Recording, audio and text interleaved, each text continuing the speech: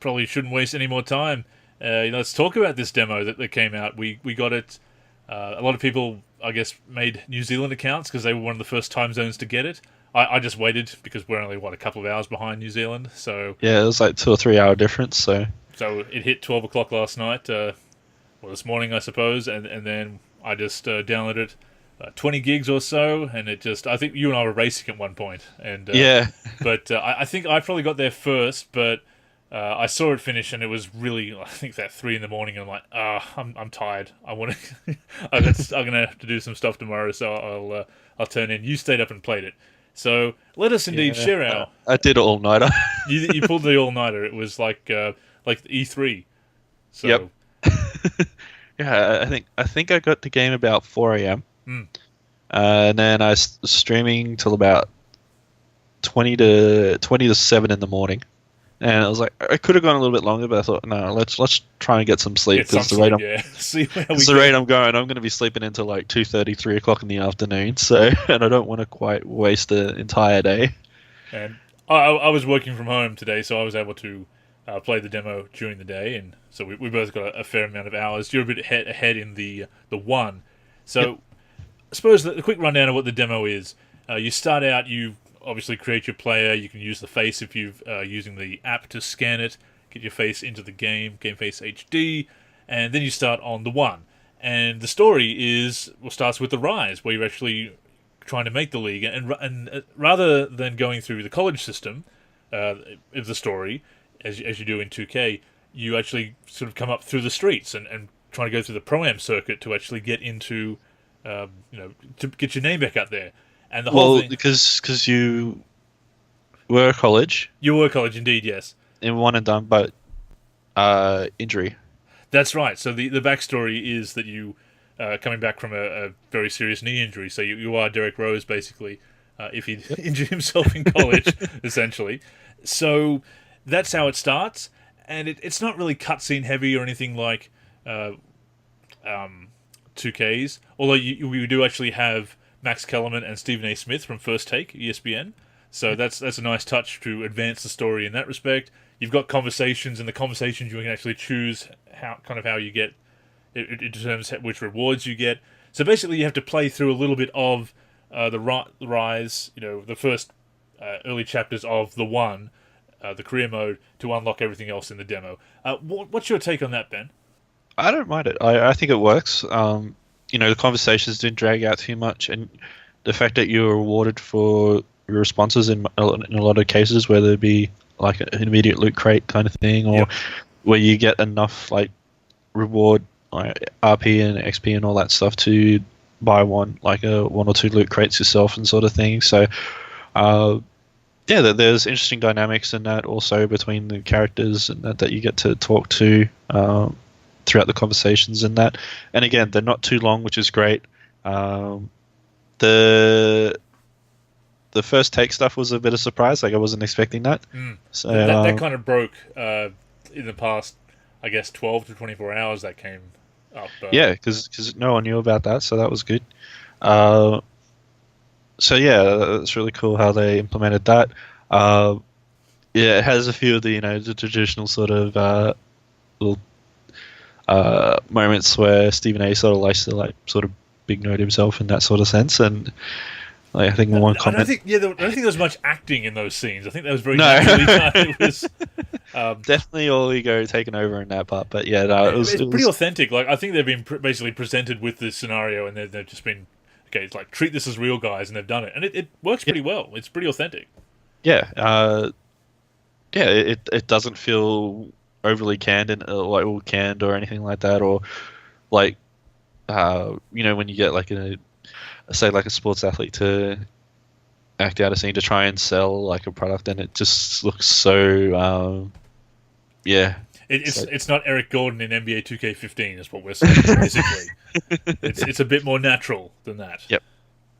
Yeah, so I think it works in that sense. Yeah, and you sort of go from there, and you sort of build relationship with a certain player, and then you get to challenges and stuff of doing some of the different pro-am circuits and stuff like that to essentially make your comeback unknown and all that stuff, and establish where your name back in the I guess in the frame in the talks for getting drafted and that. So yeah, it's good little system.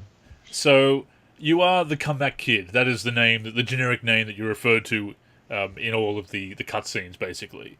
And Yeah. and with Nick Howard, that's the other player, I believe, if Yep, I that's his remember name. rightly. You are together the Hype brothers, obviously playing off the Splash brothers. So it's now, so we have the comeback kid and the Hype brothers versus President of Basketball and Orange Juice. Which do you prefer, Ben? Which do you feel is the better? I think EA may have got this one. I think they may have picked slightly better generic names in that respect in this case. Yeah, yeah. I think it works there, and it's not as cringeworthy, I Haha, suppose. Hype Brothers! Yeah, yeah. So I think that side works in their benefit. So yeah, I will admit that when I saw that you had to play through the early stages to unlock everything, and you don't have to go too far. You don't have to go through the second chapter. So I think it's a couple of games basically. Not yeah, not too bad. And when the demo boots up, of course, you get to play an exhibition with NBA players in the Drew League. So that's pretty cool yeah. to be able to do that.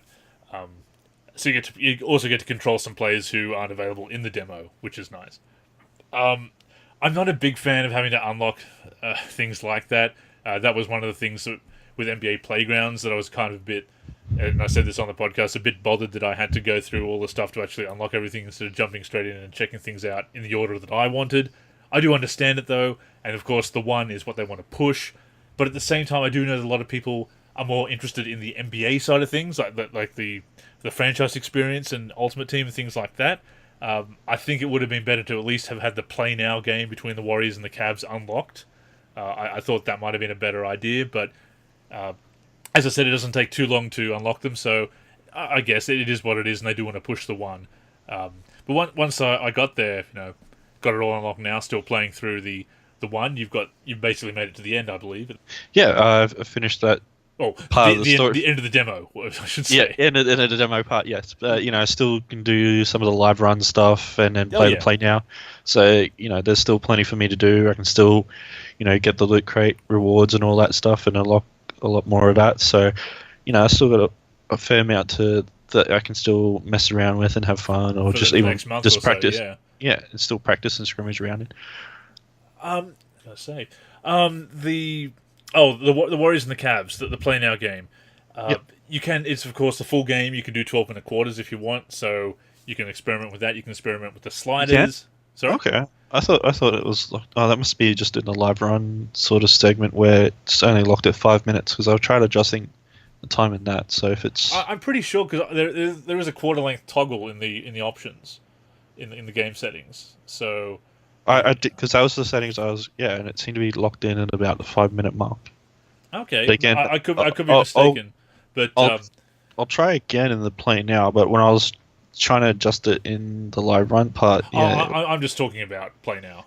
Yeah. Yeah. Okay. So I haven't tried it, so I could be mistaken. But you've got the different options. You've got the different camera options as well. It's a pretty full-featured demo. It's a lot like they did with Live 16, which some people may say may hurt the game because people can play the hell out of it and then just not get the full version. But I think if people are going to like it, once again, they can carry the progress over to the full version. It gives you a bit of a taste of everything, except, of course, Dynasty and Ultimate Team. But, it's the one, which is what they're going to be pushing. Play Now gives you a pretty good idea of what's going to happen with the with the NBA gameplay. Between, with the Warriors and the Cavs, obviously, as we said. We did speculate that there was going to be WNBA teams. That was just our speculation last week. Because I saw on the WNBA Twitter, because they did mention... The official WNBA Twitter did mention WNBA teams being in the demo, so I guess they were mistaken about that too. Unless that's a potential unlock after 2 weeks, maybe. Who knows? Because the demo's going to be out for a month. So that's true. I mean, whether they add some new content just to see that would be pretty cool if they added a couple of extra teams or something. But that's again speculation and wishful thinking, I guess. Not reporting it as fact. But Okay, so we've talked about what's in the demo. We've talked about the different options, the different modes that you can preview, how it all sets up. The big thing, of course, for live. I mean, modes are important. I wrote an article about that the Monday Tip Off earlier this week.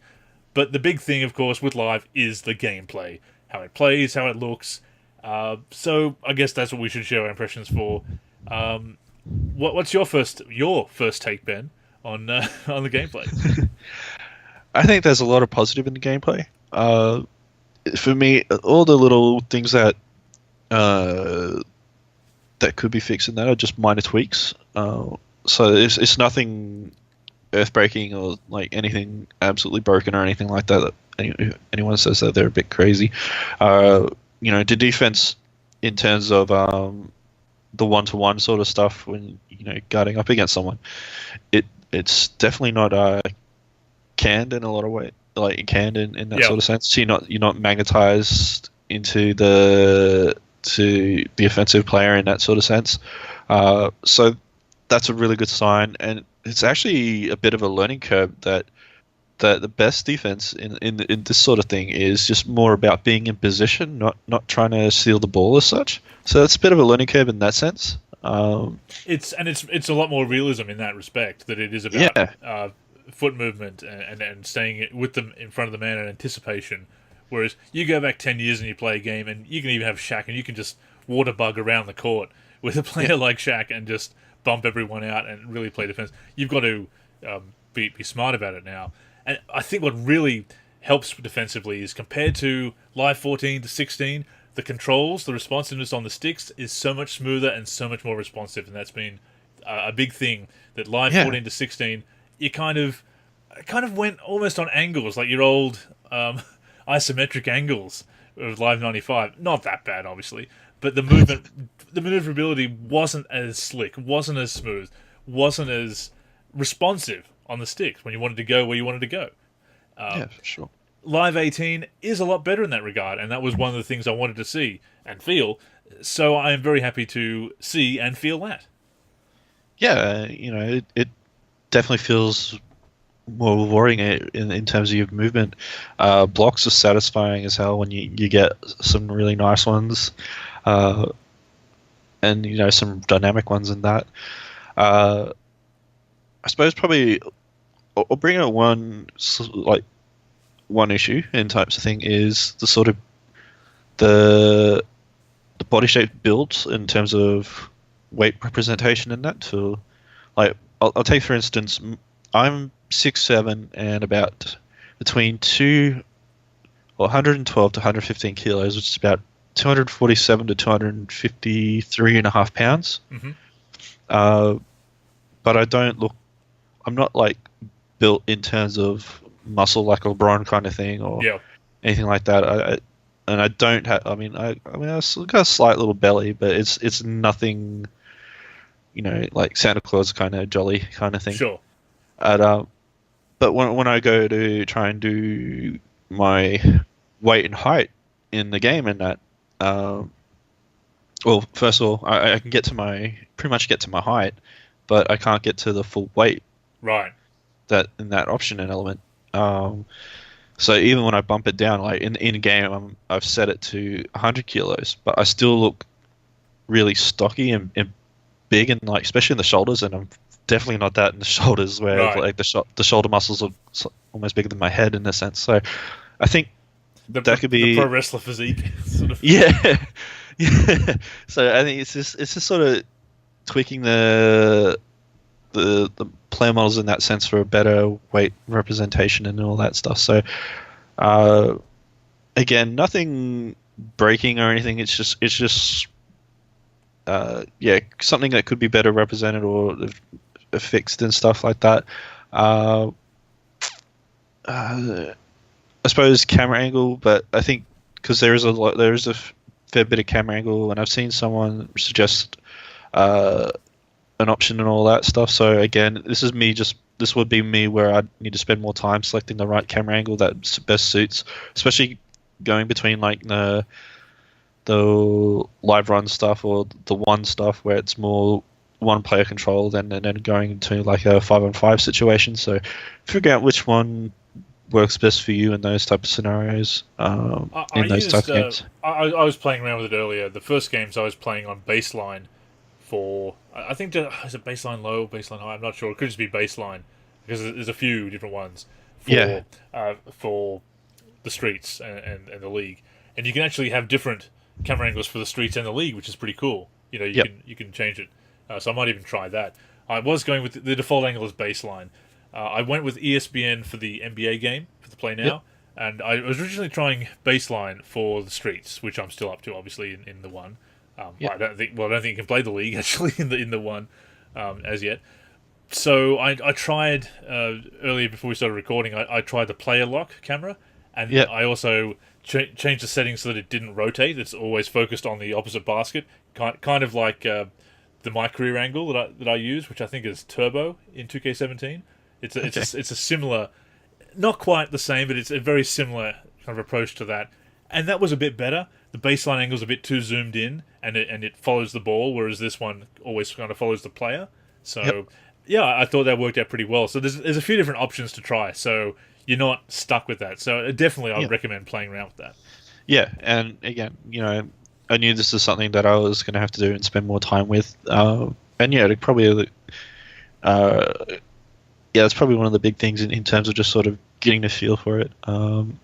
Yeah, and again, spending like, especially today when I was sort of playing like the two games, one where we were on the chat with together, and then one I played a little bit later. I was just playing the opposite teams that I was playing before, but I was trying different things. So it wasn't about winning. I was just trying to get about what works best in terms of like a form of strategy, or just playing a different style in a different way, just to sort of see if things work in other Definitely. ways, or what feels better. Uh, so yeah, there's things like that. Well, that's the thing. We do have new dribbling controls. Yeah, Player control is it's still the same kind of freestyle style controlling that it's right stick, although there's now a shot stick similar to 2K. They've actually, if you look at some of the button configurations, they've even got a flashy pass if you double tap yeah, the same and the bounce pass and as bounce well. pass. Yeah, the control layout is very similar, especially with the shot stick, to 2K. So there's probably going to be less. There's still a bit of a learning curve with it because it is different to previous lives. But if you're going back and forth between the game, it might not be as tough this year. And even you've got the back down, although I've heard that 2K18 does have some different controls, so maybe there will be still have to relearn it anyway. But you've got back down on the shoulder button instead of clicking the stick button. I think that's good as well. The only thing that I don't really like about the dribbling controls is that your standard left to right crossover, you've got to hold the R2 sprint modifier to do. I feel that should be the default left to right, and that the modifier should be between the legs. Minor nitpick. I don't know how other people feel about that, but it's still chaining together the moves and everything. You have to you can't just wiggle the stick. You've got to actually kind of chain together the moves as you should. It shouldn't be like Live 2003 where you just wiggle the stick and spin, spin, spin no matter what to the hoop as you could in the really old live games, the early freestyle control. So there's a bit of a learning curve there, but it's still familiar enough that I like it, and it is cool that if the faster you wiggle the stick, actually that they will do a faster crossover. So, which reminds me of the old quick strike ball handling in live '08 on the 360 and PS3, and like when they brought in quick strike. So they got some good dribbling tech there, I think.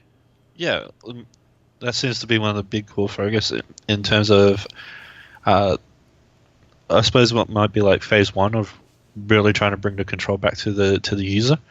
So yeah, that's one thing I've noticed that works really well in terms of that. It'll be a learning curve, different players and different abilities and stuff like that. So depending on the contrast between who you're using in that, like even if it's like the difference between like a point guard and a small forward, and that would be a pretty drastic one. So yeah, I'm liking all that sort of feel to it and seeing what you can do it. I think Case Bay posted not too long ago, like today, or I suppose yesterday, from when those people were listening to, a good dribbling tutorial Yep. video in that. So, And also CDJ of the Gaming Tailgates posted a couple as well. I'll link them up in the yep, forum if they're not already there. we're gonna have to do some stuff like that as well. It's just a Yeah. matter of putting together some video content, which I'm starting to do a bit more of. You saw the Wayback Wednesday Yeah. this week. Yeah, so that will help. And what about also having control over floaters and things like that? I'm glad to see that as well. Yeah, the shot and the type of shot you want to make, from floaters to euros and all that stuff. More post moves. Yeah, it's there's more depth in terms of that stuff. For me, it sort of brings back vibes of like Live 09. For me, that was a really good in-depth like low post game in that sense. So seeing that kind of stuff brings back memories. Uh, yeah, and just sort of some nice moments in terms of even in some of the passes. Like I like they feel like they have some weight behind it when the player does it. There's still probably a little bit of tweaking in terms of a couple of passes, like close ones that are sort of chucked almost kind of above the head, where the player has to sort of raise his arms to catch it, especially if you want it to be like in a catch and shoot situation. Yep. But that there's the way that the player moves in terms, especially doing like a longer pass. It looks like they're sort of putting their body into it to sort of really get the strength. Done some of those risky passes, like the sort of half court to full court length kind of passes. You're not seeing that canned animation moment where it just goes out of bounds and like 30 or 10 feet above the player's head and all that stuff. So, seeing moments like that is satisfying, because those were some frustrating moments, especially in Pro-Am, when we're trying to get that fast break and where like there's no one there guarding the person. And it's like it just ruins the sort of moment in play. Like, it's time for you to have a turnover, so here you go. Yeah. It does feel very predetermined in that respect. And you see it coming the moment the pass is like left hand. It's like, yep, it's going to be one of those ones. So, and there's nothing you can do in that sort of sense. No. You mentioned defense, because defense is a lot better with the sliding of the feet and everything. Yep. Proper sliding, not ice skating, obviously, Yep. as in the older days. We've got some new defensive indicators, which I think are really great, showing you how well you are at cutting off the dribbling player. So they're really good guides there. There's a lot of on-screen guides that you can switch off as well. So if you don't want them, because there's also the steal window now. That's also taking a bit of getting used to, but it makes sense that you can't just spam the steal button. So that's nice. But although I did make quite use of that in Live 15, I think, for some of the steals in Ultimate Team, I remember. But I do feel the defense could be a little bit beefier in the paint, because I found LeBron was getting to the... Well, I mean, LeBron does barrel to the hoop very easily, but I did feel it was a bit hard to stop some of the dunks. There should have been a bit more contact, I thought. But I do notice that a lot more shots in the paint are going awry. Like last year, if you got into the lane for a layup or a dunk, you could shoot 80% basically from the field. This year, there are some collisions, and just altering the shots on not just jumpers but also shots in the paint, shots in the perimeter, I should say, and also shots in the paint. The defense is having an impact, and that was a big thing for getting more realism into the game. So that's nice to see that the defense is having a bit more of an impact, not just being able to stay with the defender, which you can, but also to be able to really challenge the shot. So that's really nice. Yeah. I'm still seeing like a couple of, sort of, where you sort of do like a spin move and you sort of do this sort of really obscure sort of fall away leaner kind of thing, and seeing a lot of them go in. I think there's a lot of those sort of shots that wouldn't really go in, so I think a little bit more balance and tuning there,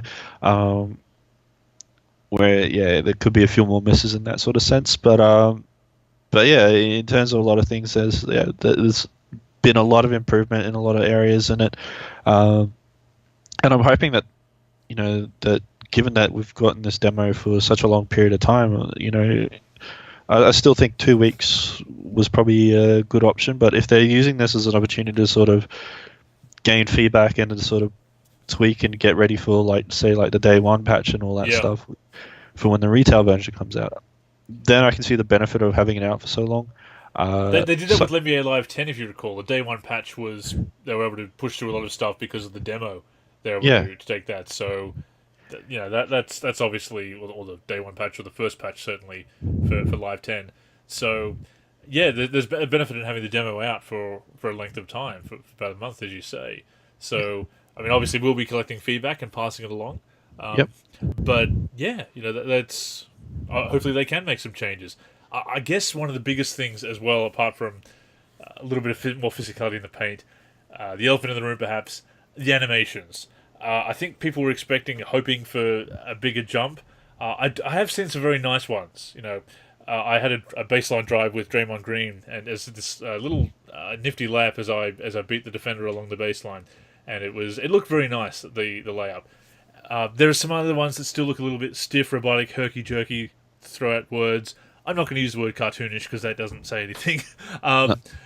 But you look at the same moves in slow motion, and they don't look nearly as awkward. I think it's the speed of the animations that more than anything else that needs to be tweaked. Yeah, well, game speed's set at 70, which is quite high in a lot of ways. So I was thinking maybe if we tune it down to like 60, we can try from there and sort of see if it eliminates some of that. I don't want to say illusion, but could give it a more natural look in terms of there's just some rebounding animations, some animation transitions and such. It's just if they could tweak the speed of those animations somehow post release or even with the sliders, it could really have an impact. And well, I suppose some modes you can't tweak the sliders like the one and Ultimate Team and such. So if they could adjust just that, a lot of the animations they just seem to play out a little bit too quickly, and that's why they look quick because it goes from like the hands kind of at the hip, and then it's above the head really quickly. But if you see it in slow motion, the animation itself is lifelike, but it just sort of completes. I should stop saying sort of. It completes very quickly, and it looks stiffer and more robotic at the time. There are some animations that look better than others, but yeah, I've just noticed it's the animation speed more than anything else. And if they could tune that and have the smooth transitions between animations, and the animation playing out at a realistic speed, I think the game is going to look a lot better.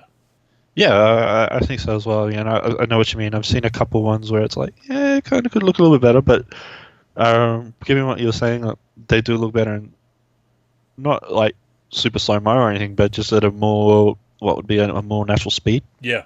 I think that will help in a lot of ways. So, if you are having those, try the game speed down a little bit slower.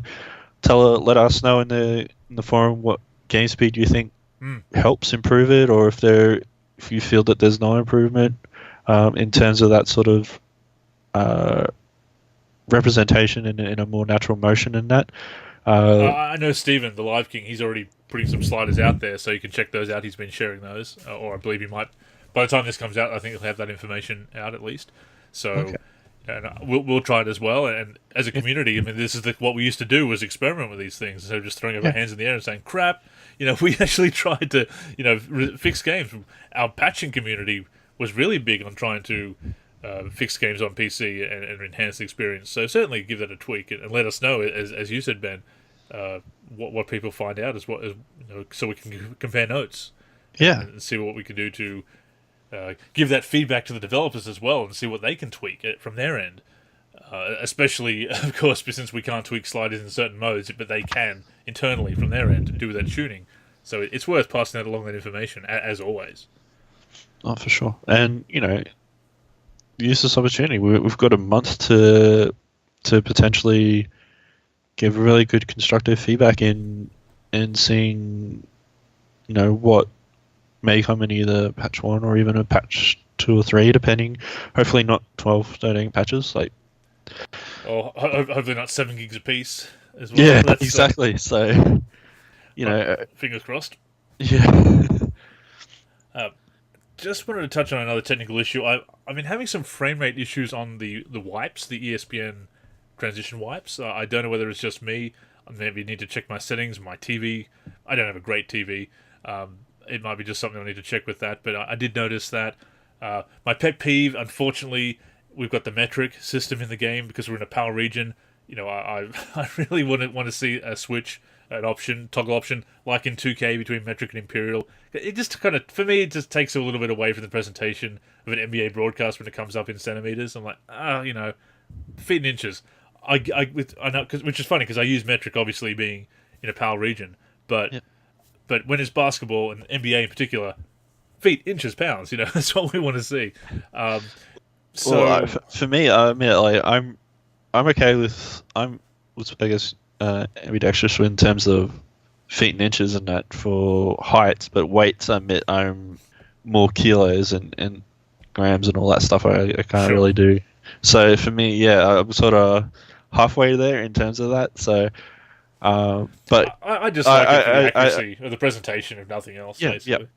yeah, I can understand that. I think like if they had like in brackets, like in terms of it, so that way you can get an idea, kind of stuff. Oh, if they had both displaying at the time, that'd be great. Yeah, but Yeah, I do think when it comes up on an overlay or whatever in the game, it should be in feet and inches, just like a real NBA broadcast. yep, It's something I'll put. Obviously, it's low down on the totem pole as far as things to fix or adjust, but it's because they did it in 14 and 15. Live 09 and Live 10 went to metric for the PAL region. It bothered me. 14, 15, they didn't, and 16 they brought it back. I'm like, oh, come on! And of course, I played the game at the community event in 2015, and I saw that, and then of course that was over there in Tiburon in Orlando. So of course that version was in Imperial, but it's something I'll throw out there. The frame rate stuff is probably the bigger concern. Also, it seemed that my some of the overlays, the heads up display rather, was off center, not on center properly during the gameplay in the streets. I might have to check my settings because it was really weird how that happened, but we'll look into that. Just looking at other things from my impressions, these are very quick impressions. I'm sure we'll share more in the coming weeks, and of course videos, etc. The shooting meter. How do you feel about the new shot meter? I like it. The fact that you got two representations, so it again caters to people who may prefer looking at the feet or who prefer more seeing it, the hand coming from the shot. Yeah. In that sort of sense, where it's up high. So I like it. It does give you a good gauge in a lot of sense of when to sort of make it. So yeah, and it's simple. It doesn't like dominate the screen in a lot of ways, but you can see it still where it doesn't break you away from what you're trying to do and that Yep. sort of thing, or break from the rest of the game. So yeah, I People think have said it's distracting. I don't think so. I find it's okay. yeah. I mean, I've still got to work on a little bit more in terms of jump shooting and stuff like that. I will say free throws. It seems to go very quick on free throws. The meter.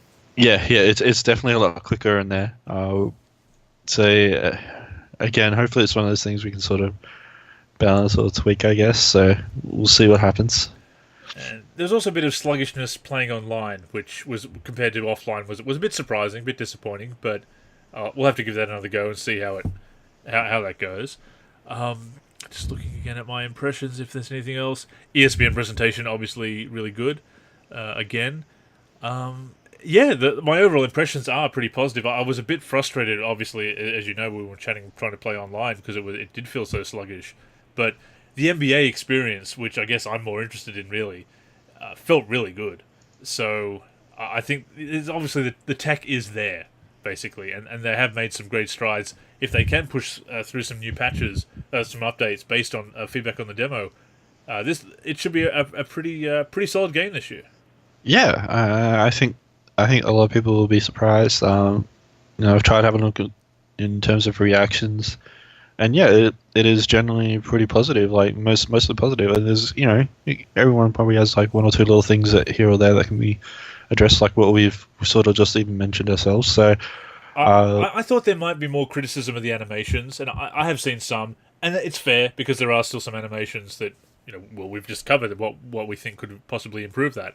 I thought that would be a bit more of criticism I'm seeing, but yeah, like you said, it's been received pretty well so far, and a lot of the biggest complaints seem to be more about a certain approach to controls or the shot meter or something else rather than the animations themselves. I think perhaps people just accept that's the EA style. I don't know, but there is improvement there as well, absolutely. So yeah, I think it could be the fact that they see the responsiveness in the control and they can sort of see, okay, that element of balance that they're trying to go for. Yeah, no, that because we've talked about that before, whether we could sacrifice some animation quality for responsiveness, and the fact that the game feels good on the sticks, and the players go where you want them to, much more than previous years, might make up for some of those animation quirks. You know, it's still fun to play, and pull off moves and everything. And there's some really nice blocks. I saw you had the great blocks with the two hands off the board. You had the big blocks. I was actually more excited when I was controlling Draymond Green being backed down by Kevin Love, and I got him on a really sort of soft fingertip block. Yep. And you wouldn't think I'd be excited about that, but because swats in basketball games are often, big Matumbo swats out of bounds, waving the finger, so to speak, to actually see a block that was a bit softer, to see physics that were kind of a fingertip block, that was good. I was really pleased to see that there's lots of different blocks animations, not just big blocks, but also there's soft blocks as well. It just shows that it's less canned. There is some kind of live physics, I guess, for lack of a better word. Yeah, it was good to see. I got a really nice one with, I think it was with Draymond and LeBron or something like that. Or, hang on, no, sorry. I have to check the video. I know you had one with Tristan Thompson at one point that went the two hands off the board, I think. Yeah, and that one led to tip jam followed by LeBron down the other end and that, so that was really cool. That was, just a good end-to-end sequence. But I got another one. I think I also posted in the Posted in the thread. Well, the other animation that you pointed out was the getting hit if the ball's loose and gets hit in the head. If it hits a player in the head, they should react to it, which is pretty cool. Yeah, thought that was awesome, and I've got a video called Boom Headshot, and it's basically Derrick Rose got one square in the face, and he actually reacts and is sort of thrown by it at first, but he does recover pretty quickly, and what happens in that play like after it. So, but yeah, it's really cool little detail in that sort of thing. Like you'll see not just his face react, but also his body as well, and in trying to recover from that. So if you get the chance, I've put the video up on our forums. I've got it on YouTube. And I've also just posted it in OS just before we started recording and that. So, yeah, I thought it just adds a little something. I think the whole it makes the players feel more alive. Yeah. So I guess that's pretty much all the impressions we have. We'll continue to share them in the forum and in the coming weeks on the podcast. Obviously, a big segment to have in these initial impressions. And let us know what you think of the demo if you've tried it out in the forum, in the comments section, and if you're listening to this on YouTube, you can post there as well. And we'll definitely post some more screenshots and videos from the demo as well. We'll have those up probably by the time this goes out, but certainly over the weekend. I think we still think of doing a stream if we can get the time. Just depends on what we're doing. But yeah, I do feel positive about the game, Ben. It's stepped up, and hopefully we'll continue with patches and into the future. We need to see what the full version brings as far as other features, but I think it's a very solid demo, and the reactions that it's getting could be a pretty good, strong comeback year for Live, and hopefully so. Yeah, it's good for us to have a second viable option. Just something fun to play, and just feel like something like different flavors. Like we can't eat vanilla ice cream, all the time. So you need something to it or something different, just to sort of just for that different taste and that. So that's really cool.